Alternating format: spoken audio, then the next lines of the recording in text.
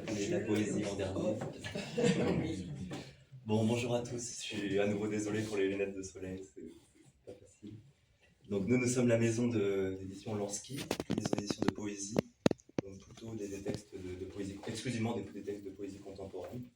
Et donc comme j'ai pas encore l'exemplaire que je vais vous présenter pour la maison, pour la rentrée littéraire, donc deux titres pour vous montrer un peu la diversité qui sont sortis le mois dernier. Donc un long poème de Véronique Bergen sur Zoé Lund, qui est une figure un peu un ange noir des années 80, qui était la muse et la scénariste de Abel Ferrara, pour ceux qui connaissent. Et donc quelqu'un qui était, oui, extrêmement impliqué dans la vie new-yorkaise, dans l'underground, et qui est un peu réactivé par Véronique Bergen. Et en plus, on a, avec Catherine, pris beaucoup de plaisir à traduire quelques textes de Zoé Lund. Et un deuxième texte qui est notre plus jeune autrice, Juliette Manel, qui sort du master de création littéraire du Havre, qui nous a fait un long poème en fait, qui s'apparente plus à la prose, sur la tradition de la tarentelle en Italie, en fait, ce rituel de collectif où tout le village assiste en fait, à cette danse extrêmement colorée, extrêmement vivante, qui simule la piqûre d'une tarentule et qui est souvent interprétée un peu comme quelque chose lié à la culpabilité, ou en tout cas à la culpabilisation. Donc je vous montre ça pour dire qu'on fait pour la rentrée littéraire une petite entorse à notre habitude, puisque pour la première fois on ne publie pas un texte contemporain, mais en fait on va publier le dernier recueil de Pasolini, donc le dernier qu'il a écrit, qu'il a publié, donc ce n'est pas un recueil posthume, ce n'est pas non plus un testament. Il est sorti en 71, il s'appelle Transhumané et organisé, je vais vous expliquer ensuite ce titre qui est assez original.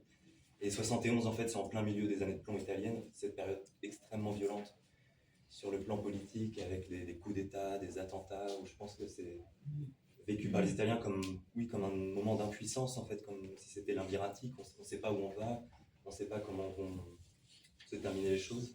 Et on pense même que les années de plomb en fait, se terminent presque à la fin des années 90. En fait, il y a encore des traces qui sont très vives. Et donc ça c'est sur le plan politique, et sur le plan personnel, Pasolini est aussi à une période charnière, puisque son amant et acteur favori, Ninetto Davoli, lui annonce son intention de se marier, donc c'est une assez forte déception pour lui. Et c'est en même temps le moment où il rencontre Maria Callas sur le tournage de Médée, et c'est la naissance d'une amitié extrêmement trouble, très complexe, très intense. Et tout ça apparaît dans le livre, en fait, c'est très intriqué, c'est à la fois ces moments politiques, ces moments intimes, et c'est les années 70, mais c'est déjà notre monde un peu de l'insécurité affective, confusion politique, amertume, sentiment d'impuissance, réaction face à la globalisation, complexité des sentiments, difficulté à trouver la vérité. Enfin, c'est vraiment ce genre de thème que traite Pasolini. Et à la fois, en fait, dans ce moment où il dit lui-même qu'il a cessé de s'illusionner sur la poésie, même il clame l'inutilité de la poésie, en fait, il découvre quelque chose de complètement joyeux qui est ce qu'il appelle une attitude certaine, humoristique, face à la réalité, et il se définit maintenant comme un poète bouffon. Et c'est cet humour qui lui permet de prendre de la distance vis-à-vis des événements, vis-à-vis de sa propre vie. Et oui, c'est une forme d'ironie qui en fait c'est une ironie joyeuse contre le cynisme. C'est pas du tout c'est sa manière de transcender sa propre amertume.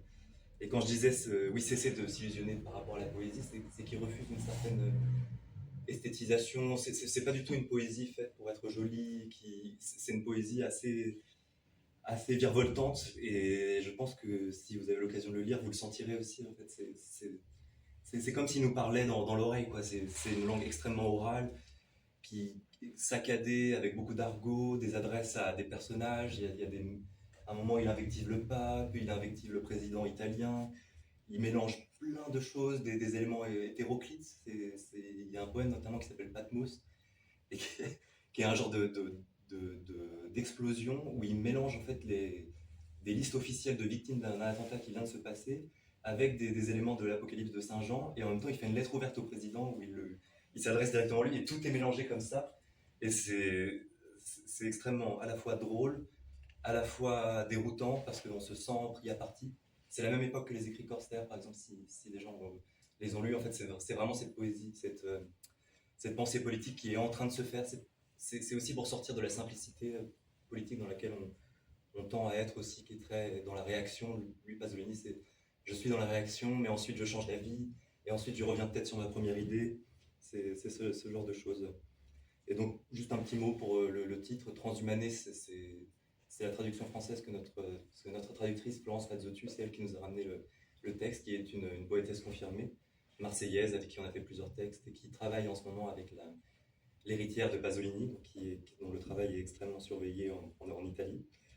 Et donc elle a choisi Transhumané pour pas faire la référence explicite au transhumanisme, mais en fait il y a cette idée quand même. Transhumané, c'est quelque chose qui vient de la Divine Comédie de Dante, et qui est ce moment en fait oui, on dépasse l'humain, c'est presque un moment de transcendance mystique, et qui s'oppose à organiser, qui est la nécessité de s'organiser maintenant, tout de suite, et de faire des choses de manière pragmatique.